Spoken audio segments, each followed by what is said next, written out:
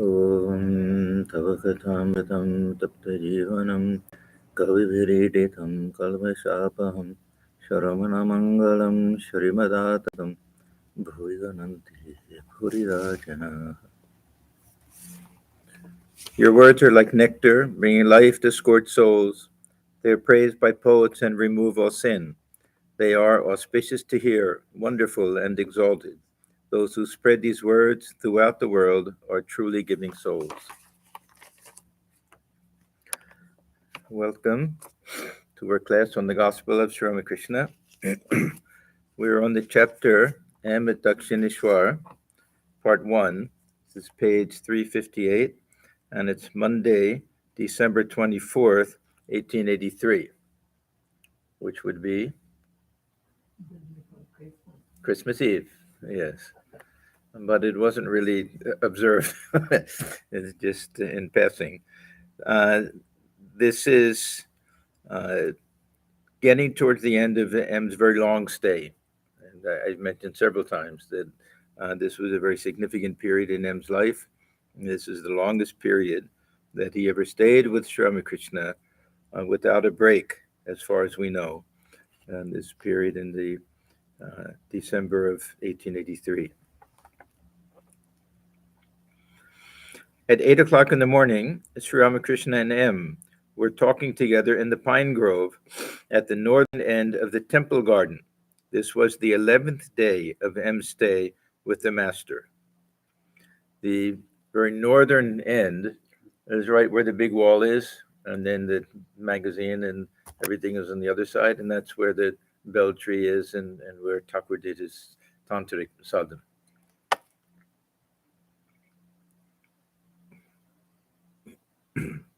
It was winter. The sun had just risen. The river was flowing north with the tide. Not far off could be seen the bell tree, where the master had practiced great spiritual austerities. This was when the Brahmani came, Bhairavi Brahmani, and he did all of the tantric sadhana at that time. Sri Ramakrishna faced the east as he talked to his disciple and told him about the knowledge of Brahman. Master, the formless God is real, and equally real is God with form. This was one of the first statements that Thakur made to M in the very beginning and caused great confusion in M's mind. That how can two contradictory things both be true at the same time? But now M's understanding is much greater than it was before. Nangta used to instruct me about the nature of Satchidananda Brahman. He would say that it is like an infinite ocean, water everywhere, to the right, left, above, and below, water enveloped in water. It is the water of the great cause, motionless. Waves spring up when it becomes active. Its activities are creation, preservation, and destruction. So this is really another way of saying that the Nirguna and Saguna aspects of Brahman are both real. And see, Nangta was a great Advaitin, but he also didn't, he may have looked upon this world as unreal somehow, but he's saying here that this is still part of the Shakti. You see, Nangta at the end had to accept this idea of Shakti in a more definite way. But even before that, the Saguna aspect is really with Sashakti. When we talk about the attributes of Brahman, this Chit Shakti, at least for some of the Vedantic schools, is the most important element. It's not so much the personal God with the attributes of loving kindness and all of those things. When we say Saguna Brahman in the Vedantic point of view, it really means there's a power to create and preserve and sustain the universe and withdraw the universe.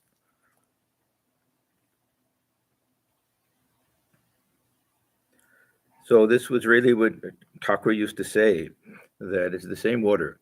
When the water is still and calm, this is like this Nirguna Brahman. When it's in waves, like Saguna Brahman or Shakti. but it's water all along. They're not two different things. It's the same. Saguna Brahman and Nirguna Brahman are not two separate things. It's just sometimes this power is active, sometimes it's in a latent potential form. Again, he used to say that Brahman is where reason comes to a stop. There is the instance of camphor. Nothing remains after it is burnt, not even a trace of ash. So this idea is that through reasoning, we eliminate all of the false ideas. This is this path of vichara marga. It doesn't directly lead us to that highest type of realization. That highest type of realization has to simply emerge. It has to simply awaken within us. But this eliminates all types of attachment.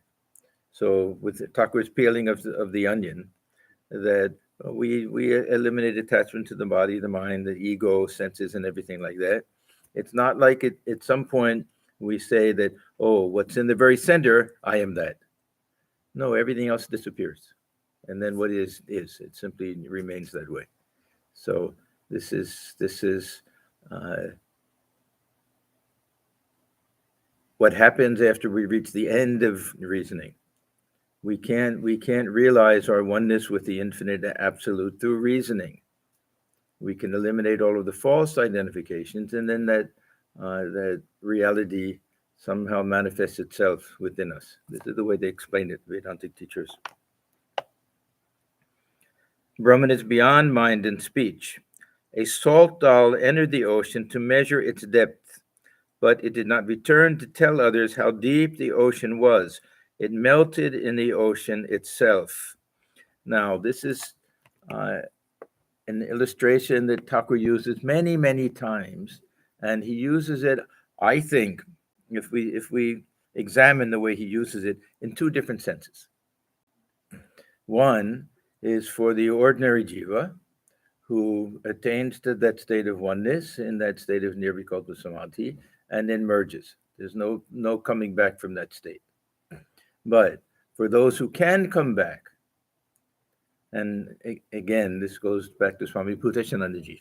That's his interpretation.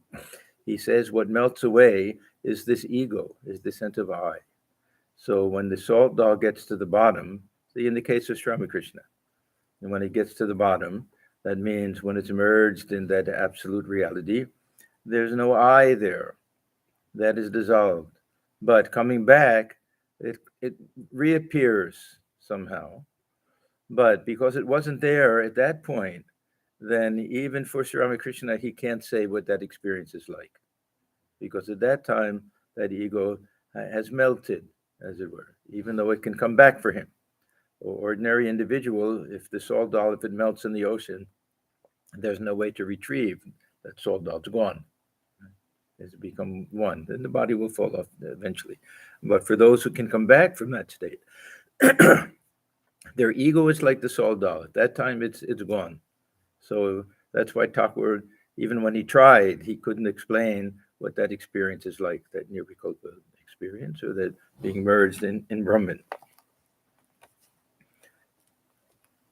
So it did not return to tell others how deep the ocean was. It melted in the ocean itself. So this would be the case of those who attain that state of Brahmajnana, from which there's no return. Now, we may be frightened about this, that do we want to attain that state, and then we'll never come back to this world and the body will fall off. There's a question of our karma. And there's a question of how deeply we enter into that state, and what will pull us back from that state. It's a very complicated thing.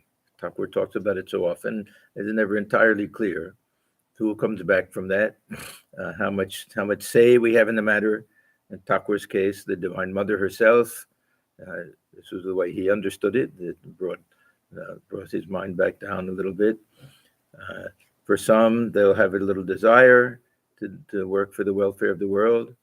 For others, they'll have a little bit of karma left, have some. So it's a complicated thing.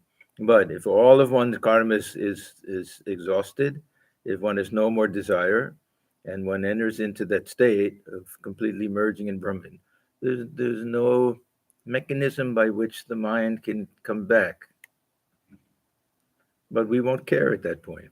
This is not so. We, if we have some fear that we may enter into that state, then we won't enter into it. That fear itself will make it impossible. It only comes when we have that perfect dispassion and perfect contentment that there's no pull of anything external for us. The rishis once said to Rama, "O Rama, sages like Bharadwaja may very well call you an incarnation of God, but we cannot do that. We adore the word Brahman." This Shabda Brahman, the footnote here says Om, the symbol of Brahman. This is just another way of explaining. It means this is infinite absolute reality, not such a technical thing. We do not want the human form of God. Rama smiled and went away, pleased with their adoration. But the Nitya and the Lila are the two aspects of the same reality. Now, Nitya and Lila, these are terms that Thakur uses in a very specific way. And very often in the English translation, it'll be the absolute and the relative. So he's talking about if we think of this the ocean again, then the ocean itself is in Nitya. And when it's broken out into waves, that's the Lila. So this is that play. We have the beautiful song of Swami Atmajnanananda, Urupa Shayare. And see the difference between that and the Advaitic point of view. The Advaitic point of view is a very nice verse from the Viveka Chudamani that this winds of Maya are blowing over the surface of the water and it's creating waves. Now, in this, and Swami Atmajnananda's song, it's the grace that is creating the waves of Lila. So it's just a different way of looking at it, that what makes this infinite absolute reality become relative. There has to be something. Otherwise, it remains. It simply remains as pure consciousness. If it's pure consciousness, if it's inactive, if it's without any personality, without any form, without any desire, without any lack, how does it become many? How does the one become many? This, of course, is a huge question. Either we bring in this idea of Maya, or we have to bring in some idea of Shakti, or will, something like that. There has to be some other type of explanation. Otherwise, say if somebody's sleeping, then why does somebody wake up when they're sleeping? There has to be something. Otherwise they'll remain sleeping. There has to be some other force, either internal or external, something that will create this manifestation. And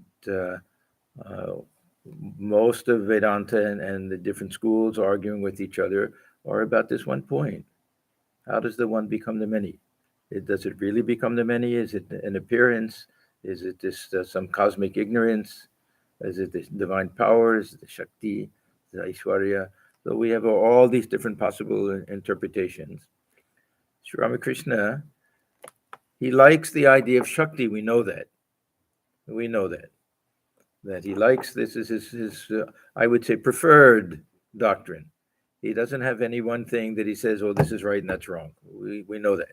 But he likes this idea that to think of Brahman as only Nirguna doesn't give us the full weight. He uses that language, full weight of the bell fruit, that we need to bring in this idea of Shakti also.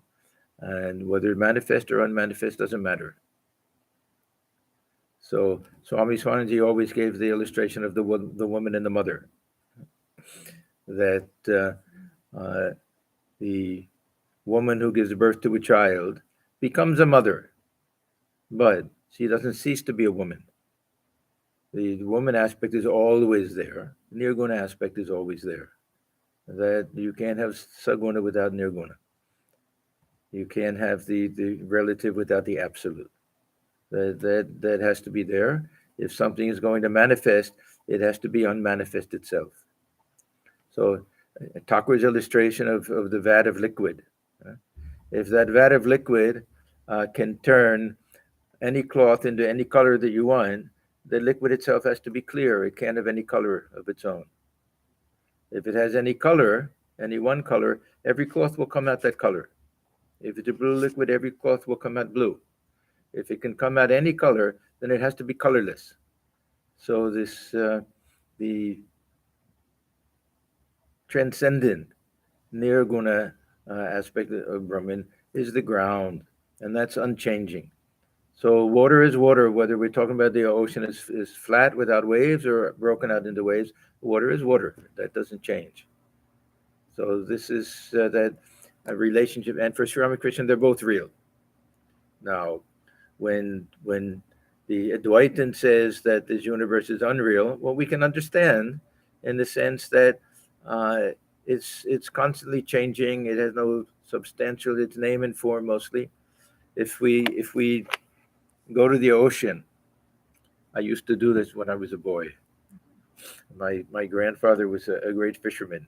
He used to love to fish, and I would go with him at night sometimes in Atlantic City, out on the pier. You could walk out to the very end, and he would fish there. And in the moonlight, I would watch the waves. I would watch the waves and try to follow it. And it became very clear to me that really there's really no such thing as a wave. It's just the surface of the water is taking a certain form. It doesn't last for even a split second, constantly changing. There's really no such thing as a wave. And yet, it gives the appearance of it. So we can understand how the Advaitin can say that this is unreal. But it doesn't mean that it's just that I was imagining that wave. No, I'm seeing it. I'm seeing it. It's something that's there, visible. But it has no substance to it other than the water. Other than the water. But it has a reality of its own because there's nothing but water. Anyhow, this is the way Sri Ramakrishna like to look at this, that Nitya and that Lila, both of these are real. He says, two aspects of the same reality. As I've said before, it is like the roof and the steps leading to it. The absolute plays in many ways. So the roof and the steps. So this is the way Thakur explains how in the beginning we may see the waves as separate from the ocean somehow. We may try to see this universe as somehow different from Brahman. And that enables us to go higher and higher and have that realization of Brahman. But then we see that it's all one coming down. He says that then we understand that the steps are also made of the same brick and lime and dust and all of that, and mortar and whatever, concrete, made of the same stuff that the roof is made of. But in the beginning, we have to leave each step behind to get to the roof. Then we come down, we have a different vision of things. So, how is grace different from blessing?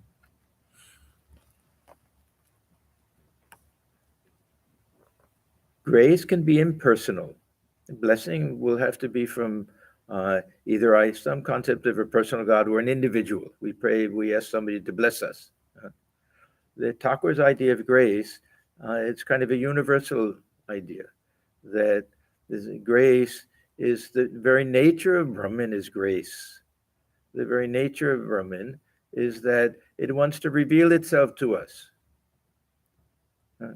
So if we think of all of the illustrations that Thakur gives of bringing water to the field from the reservoir.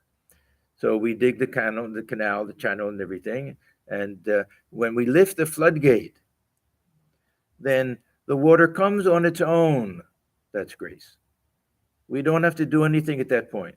We remove the whatever obstacle there was, and then it comes on its own. So that's grace.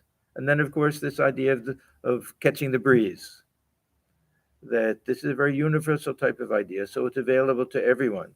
So the fact that the Brahman is somehow trying to fill our hearts His ego is that floodgate. His ego is preventing it. So the very nature of Brahman, that it wants to reveal itself to us, that this is grace. We can explain it that way.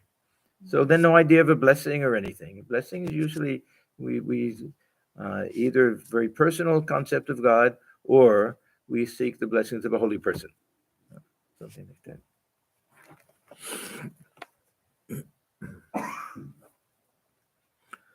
But the Nitya and the Lila are the two aspects of the same reality. As I've said before, it is like the roof and the steps leading to it. The absolute plays in many ways.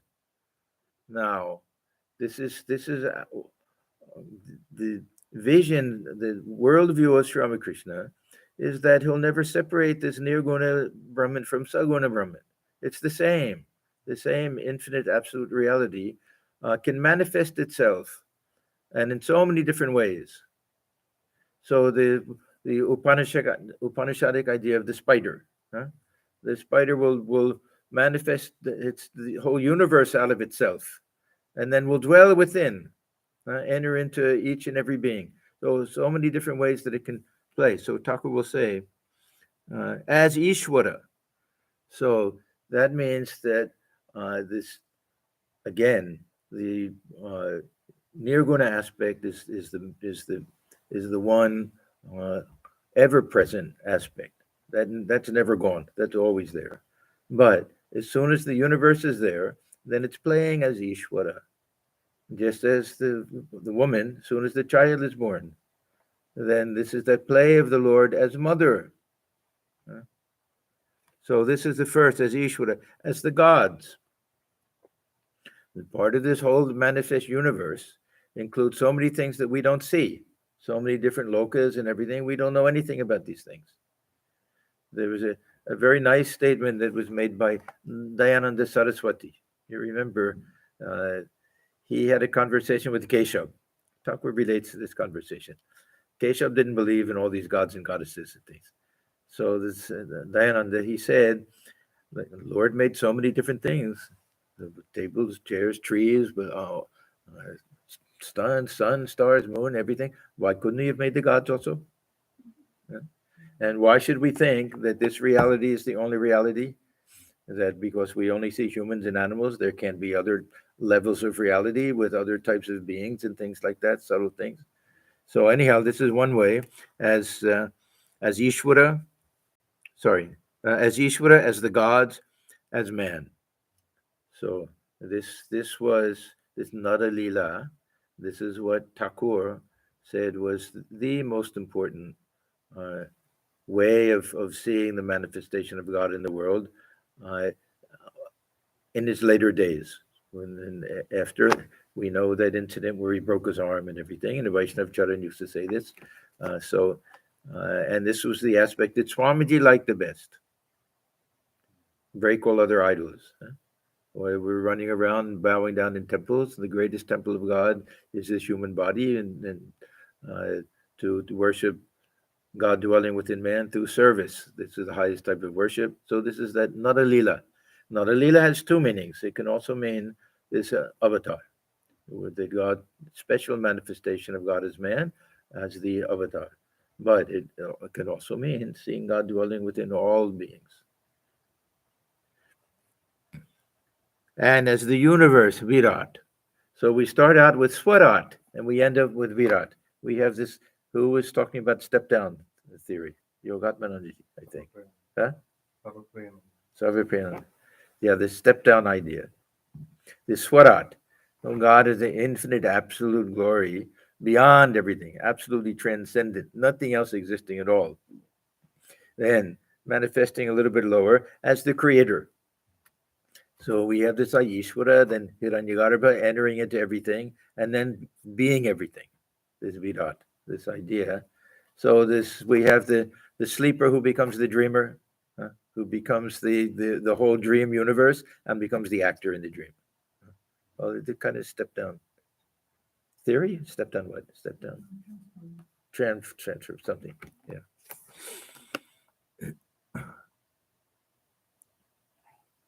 This is one of the ideas of Shiva, this idea of Virat.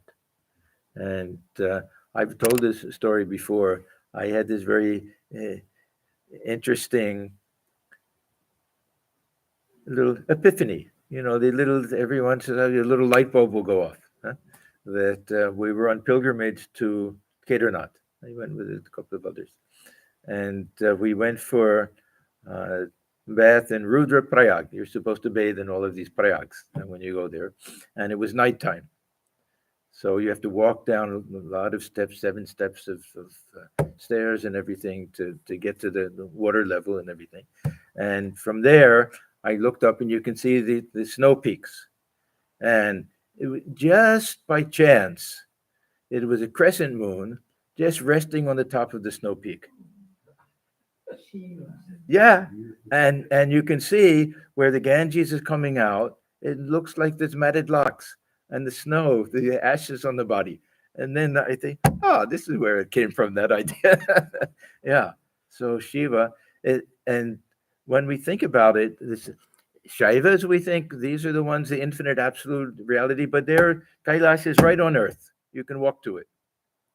And Vaikuntha, this is some other realm, other thing. So the Shaivas, they also had this kind of earthy idea, both transcendent and also, yeah, this whole universe, like the whole Purusha idea. This universe is the body, sun and the moon are the eyes, the idea. That Virat.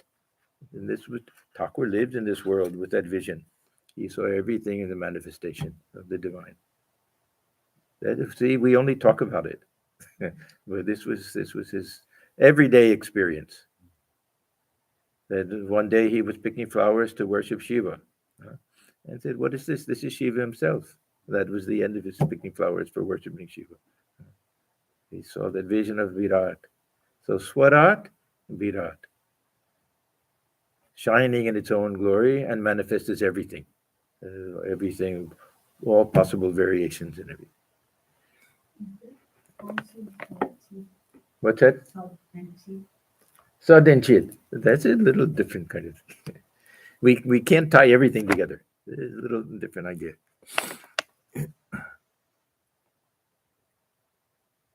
The incarnation is the play of the absolute as man. So now he's talking about Nitya and Lila as the avatar.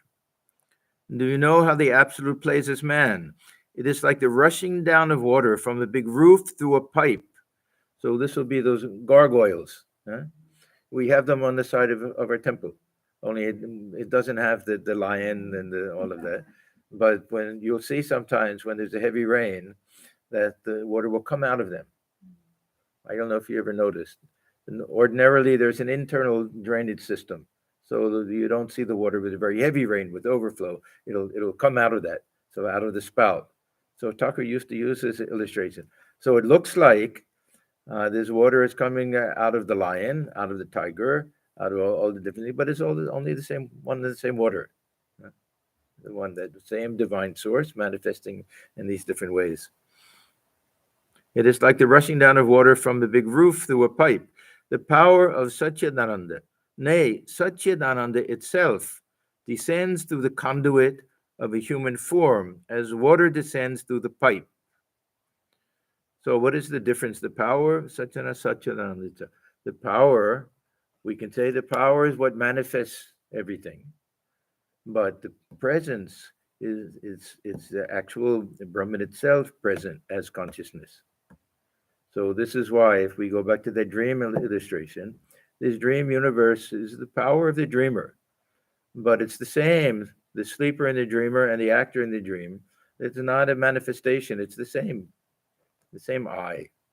I wake up, I fell asleep, I had a dream, I did this in the dream, the same I. It's not an extension manifestation. It's the same I. We realize that when we wake up. So this is interesting. The power of Satchidananda, nay, Satchidananda itself, descends through the conduit of a human form as water descends through the pipe. Only 12 sages, Bharadwaja and the others, recognize Rama as an incarnation of God. Not everyone can recognize an incarnation.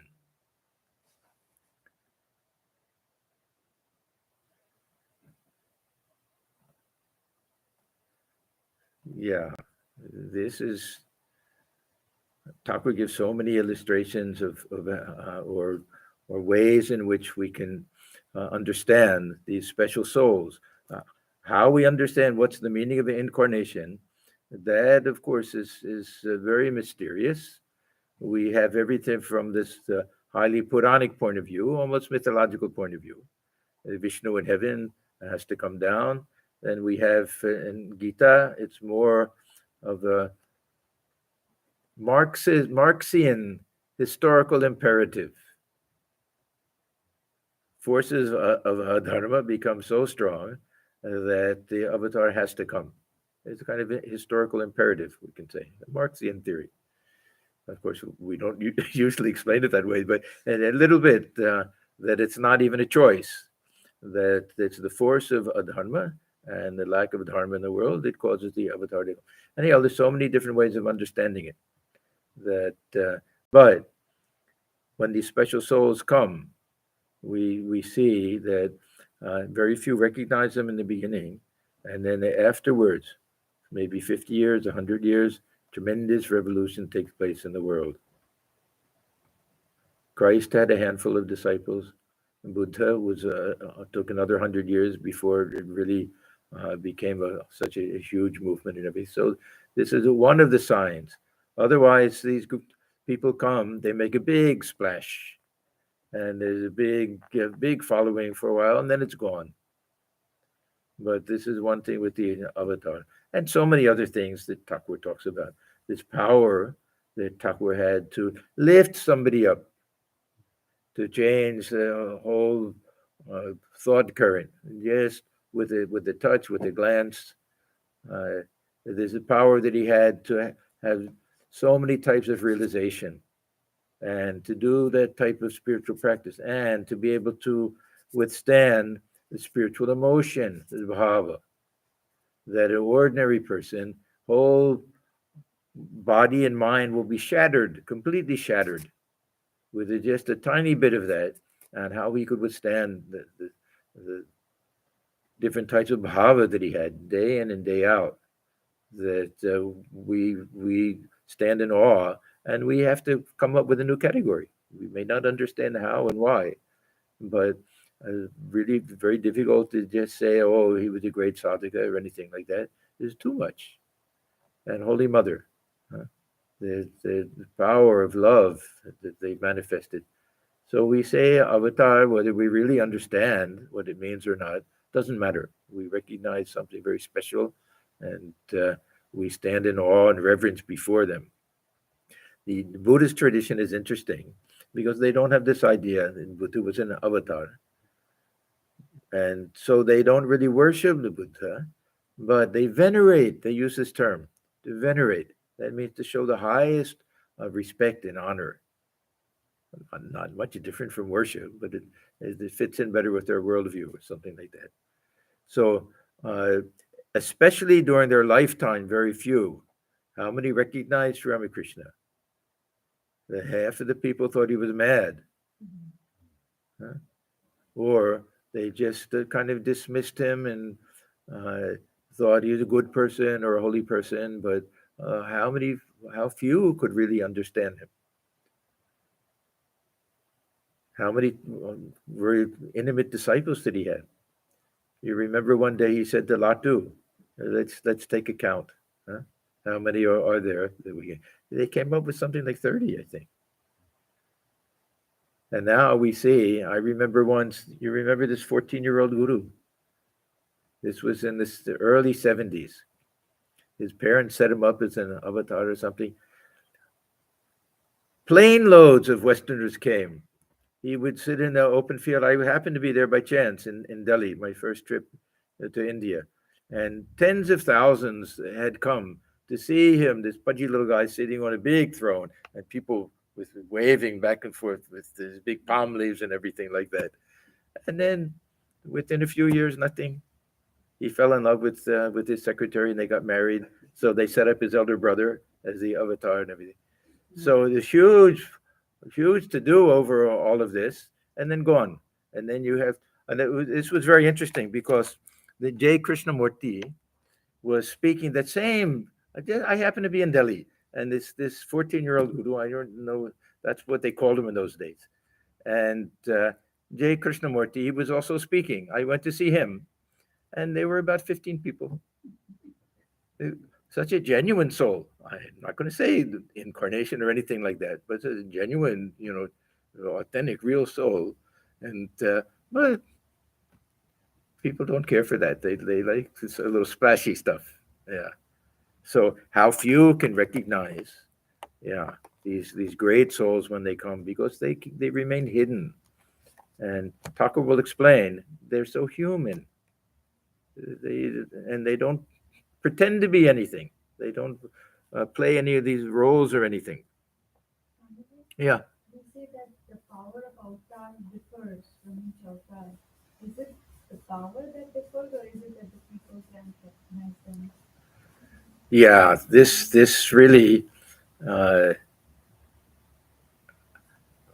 when we can't even comprehend what it means to be an avatar, how can we distinguish who has more power, less power, and everything?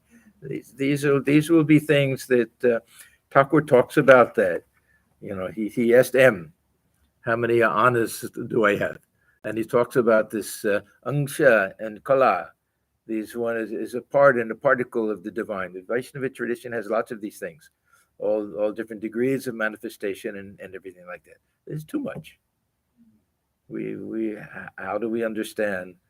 Yeah, we can say if we want among the direct disciples that perhaps Swamiji had greater power, that he could lift up a whole audience and everything, but it's kind of foolish on our part to try to.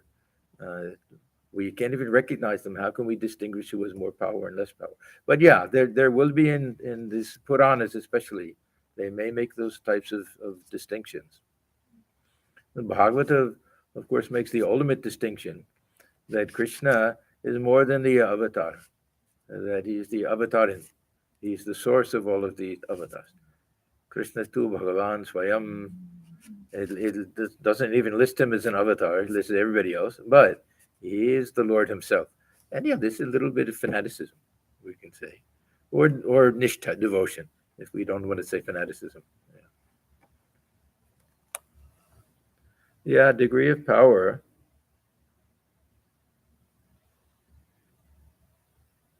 Even in human beings, we all have a different degree of power in terms of even problem solving and thinking and activity and everything, and leadership, things like that. So there'll be some difference, of course.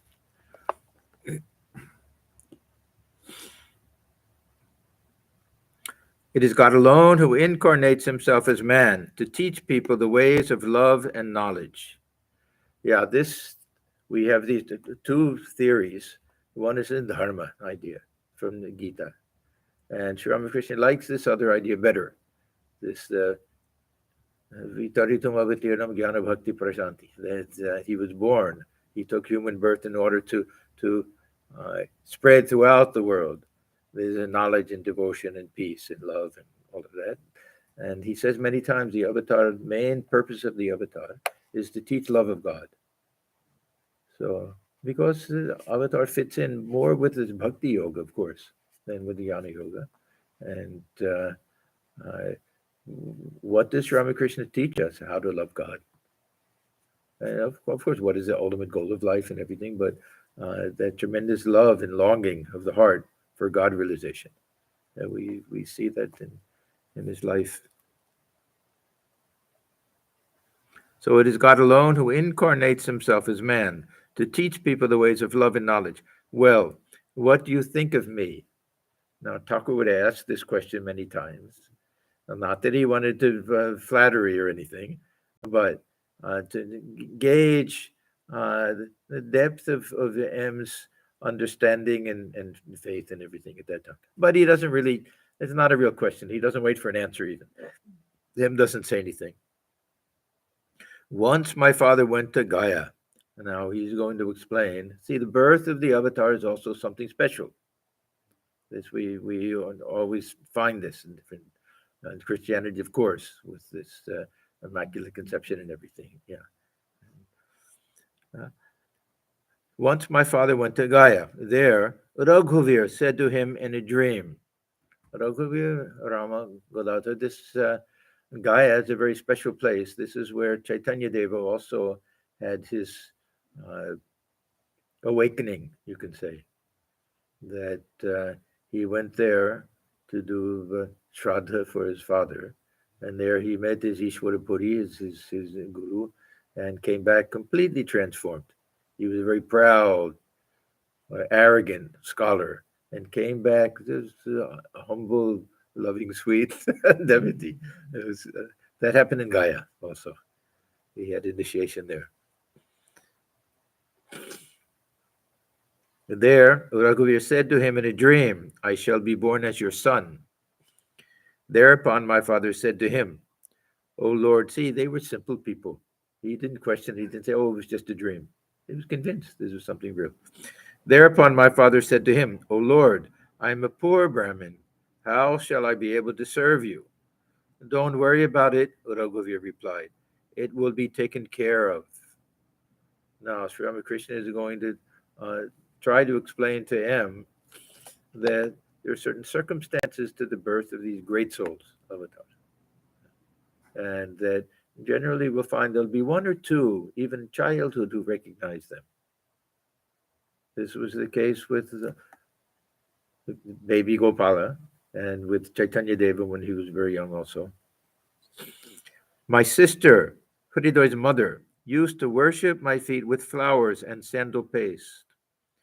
One day I placed my foot on her head and said to her, you will die in Benares. She was much older, because Hridoy and Thakur were the same age, more or less. Once, Mathur Babu said to me, Father, there is nothing inside you but God. Your body is like an empty shell. It may look from outside like a pumpkin, but inside there is nothing, neither flesh nor seed. Once I saw you as someone moving with a veil on. What are these? See, when you open up a pumpkin, huh? And you have to scoop everything out. Yeah. These are all these samskaras and the impurities and the desires and the bad tendencies and passions and everything. He was free from all of these.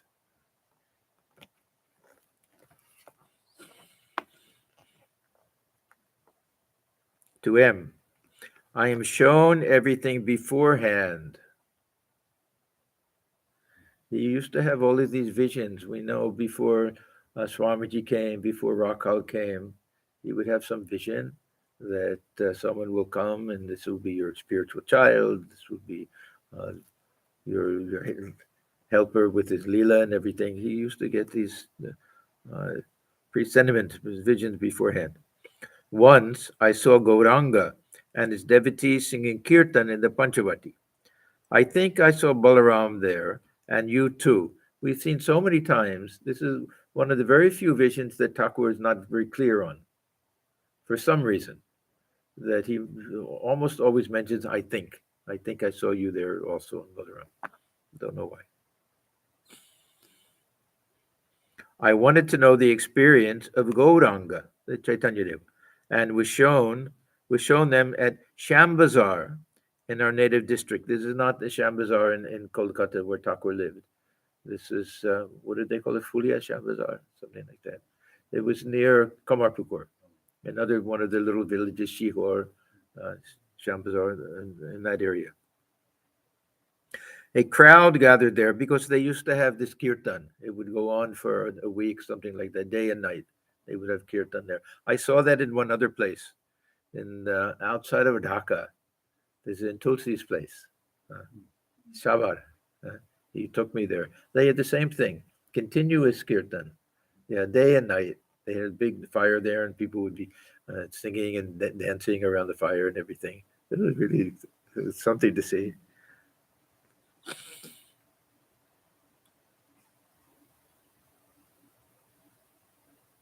A crowd gathered. They even climbed the trees and the walls. They stayed with me day and night. For 7 days, I had no privacy whatever. Thereupon, I said to the Divine Mother, Mother, I've had enough of it. And this happened in Panihati also, but that was just one day. I am at peace now. Now we get this statement. We were talking about this earlier. I shall have to be born once more. A very cryptic statement, a kind of mystic, cryptic statement that I don't know exactly how we try to understand this. Or Akbar ashte hobe, he says. Now, if he knows himself to be an avatar, and this avatar will come again and again, huh? Again and again. Why does he say one more time? Anybody have any ideas? Maharaj, have you thought about it? No. I can only remember that in connection with that Uh, 200 years. Kali Yuga is over. Before Kali Yuga is over, okay. One thing that comes to mind a little bit, I'm not saying this is an explanation, but the way they explain the Chaitanya Lila, Chaitanya's uh, avatar, is that Krishna himself wanted to be born with the mind of Radha. He wanted to be born with the devotional feeling of Radha.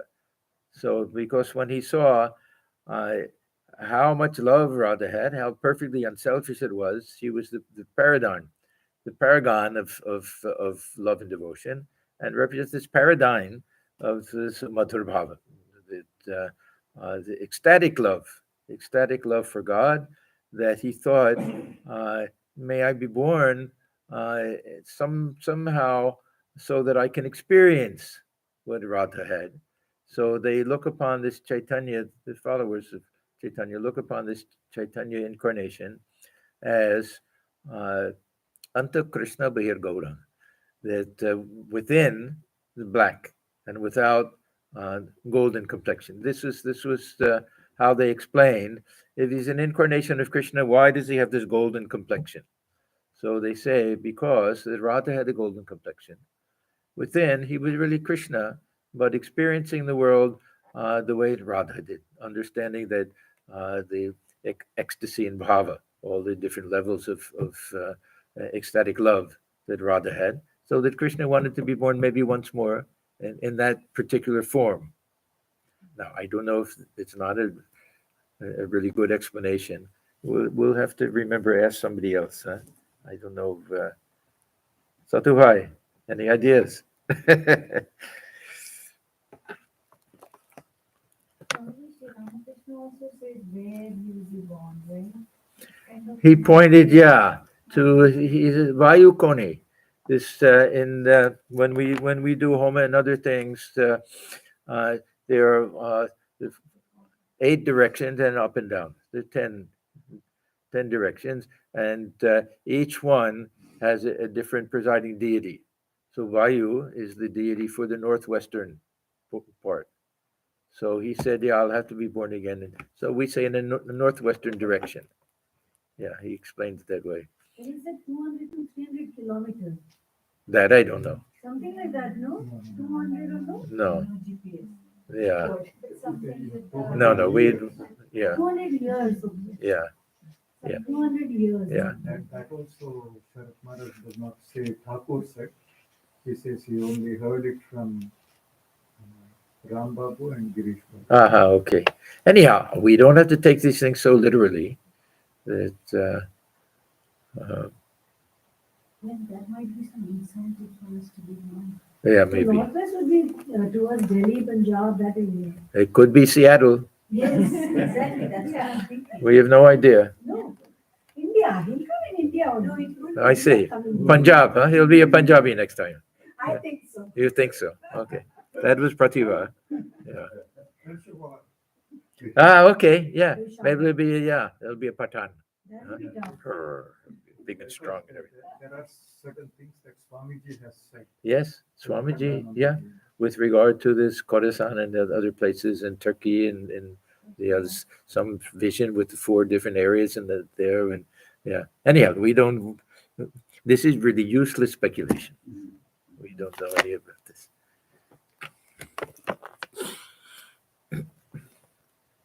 Anyhow, it's curious. I think He may have said it one other time, but this always struck me when I read this. I am at peace now. I shall have to be born once more. Because when he was asked, somebody asked him, all of these devotees who come to you, will they all be liberated? And he said, no. He said, only those who are not, these antarangas. For those who are within this inner circle, they'll have to come again when I come again. But he doesn't say just one more time. It is Nitya Siddha, but we take them in again and again and again. But there must be some special significance to this statement. I just don't know what it is. So he says, I am at peace now. I shall have to be born once more. Therefore, I am not giving all knowledge to my companions. Yeah, if they, maybe we can say this is a little bit like with Swamiji, that he'll keep it under lock and key. There'll be a slight veil of Maya so he can do his work, something like that. But Swamiji, Yeah. Thakur also gave everything to Swamiji. The latest before that. Yes, he transferred all of his power. He said, I'll dwell within you. Yeah.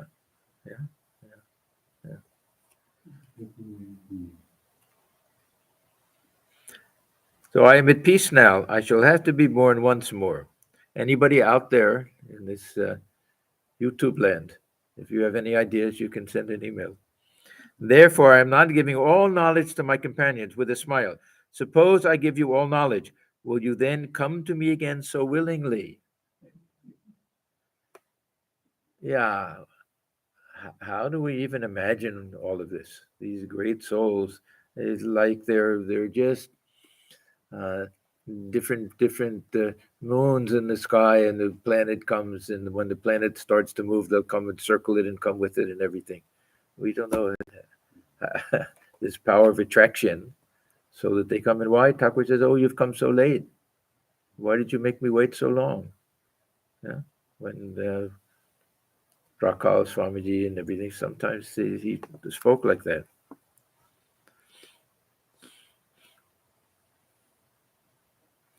I recognized you. Now he's talking to M. On hearing you read the Chaitanya Bhagavat. Chaitanya Bhagavat is one of the biographies of Chaitanya Dev.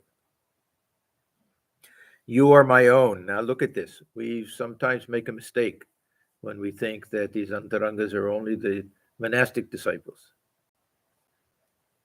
He says, you are my own, the same substance like father and son. All of you are coming here again. So when he comes again, they have to come again. Huh? All the same.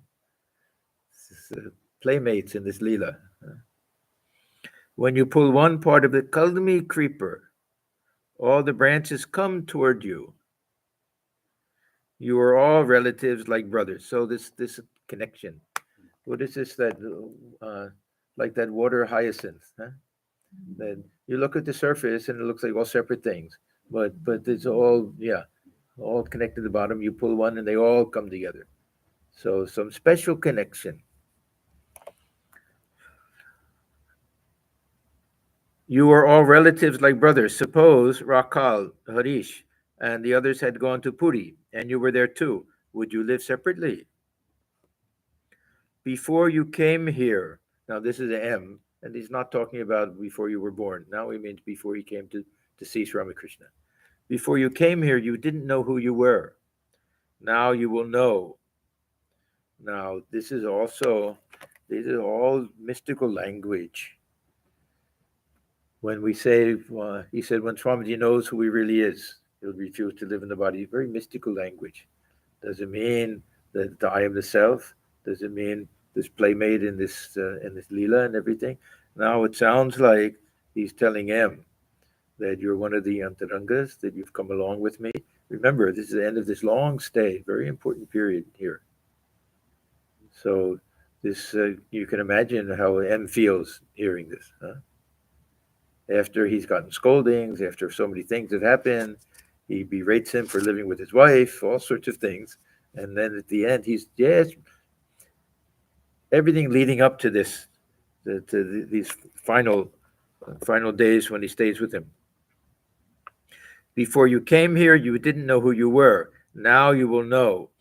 It is God who, as the Guru, makes one know. So, not only does he want them to realize, of course, this is Brahmajnana. He wants to know them to know his real nature and have that type of realization. But this is in that on the realm of Lila. Who is he within this Lila? The Nitya he has to know, but Lila he wants him to know also. What role he has to play. And we know that it was one of the most significant roles. I would say perhaps after Swamiji. Emin's role was most important. Perhaps. I mean, we can argue this, of course.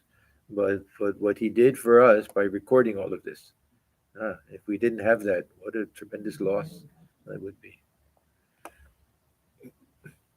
Nangta told the story of the tigress and the herd of goats. Swamiji used to tell the same story, but he would do it with the lions and sheep, with the same story. Once a tigress attacked a herd of goats. A hunter saw her from a distance and killed her. The tigress was pregnant and gave birth to a cub as she expired. The cub began to grow in the company of the goats. At first, it was nursed by the she-goats, and later on, as it grew bigger, it began to eat grass and bleat like the goats. Gradually, the cub became a big tiger, but still it ate grass and bleated. When attacked by other animals, it would run away like the goats. One day, a fierce-looking tiger attacked the herd. It was amazed to see a tiger in the herd eating grass and running away with the goats at its approach. It left the goats and caught hold of the grass-eating tiger, which began to bleat and tried to run away. But the fierce tiger dragged it to the water and said, "Now, look at your face in the water. You see, you have the pot face of a tiger. It is exactly like mine." Next, it pressed a piece of meat into its mouth. At first, the grass-eating tiger refused to eat the meat. Then it got the taste of the meat and relished it. At last, the fierce tiger said to the grass-eater, "What a disgrace! You lived with the goats and ate grass like them." And the other was really ashamed of himself. So, what does this mean? See, Swamiji, not just Ramakrishna, but Swamiji, he liked this idea that our real nature is nirbhaya. As that we have to, this Atman, we can look at this Atman as a very pure philosophical concept of just consciousness and the witness and everything. Or we can look at this Atman as the source of all power and strength. Now, we may say that it's really, once we know we're the Atman, we feel that strength. But anyhow, so Swamiji, he used to recite this line, Nirgat Chiti Jagat Jalat Pinjaradi Vikeshari. So the God-realized soul, he'll break through this cage of the world, like a lion breaking through its, like a bamboo cage. You can't, it'll just break through. So this is that type of realization that, and that's why he said this Vedanta Keshari. He liked this idea, the lion of Vedanta, that we should feel that the self within is the source of all power and strength. Not just this very vague philosophical idea, that pure consciousness, but that when we have that realization, we know who we really are, then we won't have that fear. That fear will leave us. We'll feel tremendous power and strength.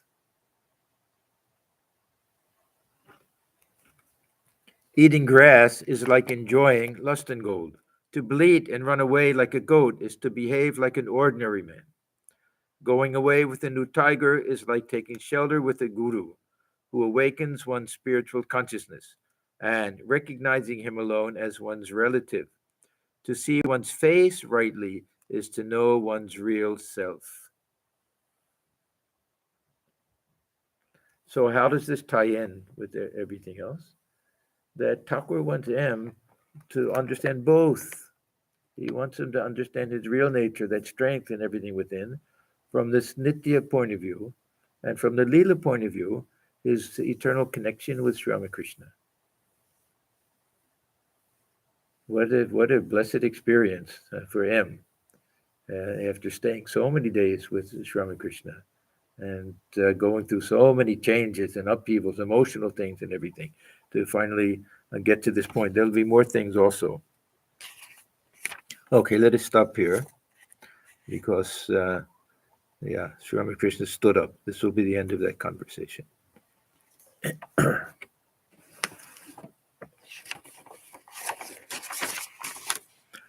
Om Niranjanam Nityamanantarupam Bhaktanukam Bhatadu Vai Yeshavataram Harameshamidhyam Tam Ramakrishnam Shirasanamam. We bow our heads before Sri Ramakrishna, who is stainless, of infinite nature, whose heart melts in sympathy for his devotees, who is an embodiment of the divine and the Supreme Lord, and ever worthy of our worship. Om Shanti, Shanti, Shanti. Peace, peace, peace be unto you.